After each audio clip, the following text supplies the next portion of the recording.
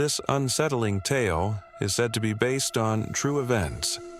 It unfolded in a small provincial town as New Year's Eve approached. In this modest community, where earnings were meager, the residents had been diligently saving for months to organize a children's holiday party.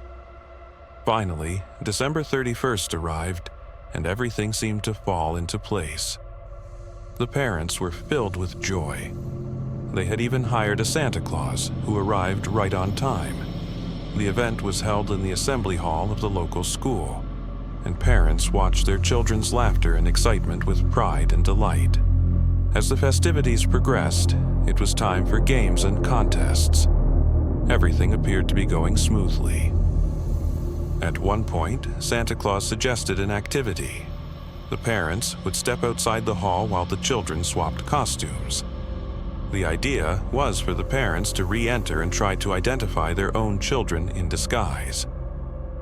The parents waited in the corridor for over 25 minutes, but when no one called them back, unease began to grow. They decided to return to the hall, only to find it eerily empty.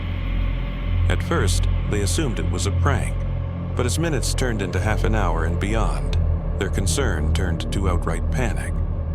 The once festive atmosphere was shattered by the sound of mothers screaming and fathers breaking down in tears.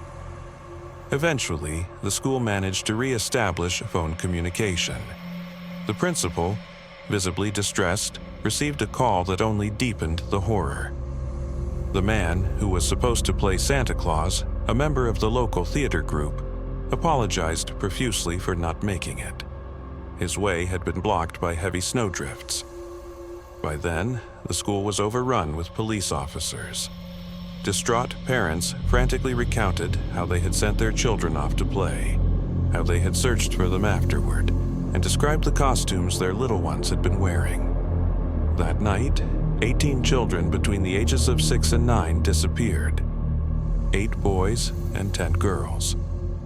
Months later, after the snow thawed, the body of a 7-year-old girl was discovered near a railway embankment. Her hands and feet were bound, and the condition of her remains made it heartbreakingly clear she had been abandoned in the freezing cold while still alive.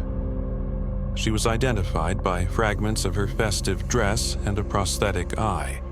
She had lost an eye in a tragic accident involving a fork the previous year.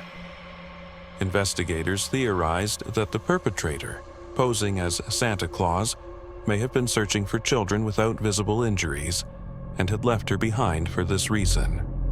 The girl's grieving parents lived next door to us.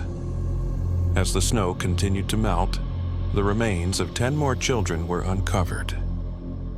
The fate of the remaining 7 has never been determined.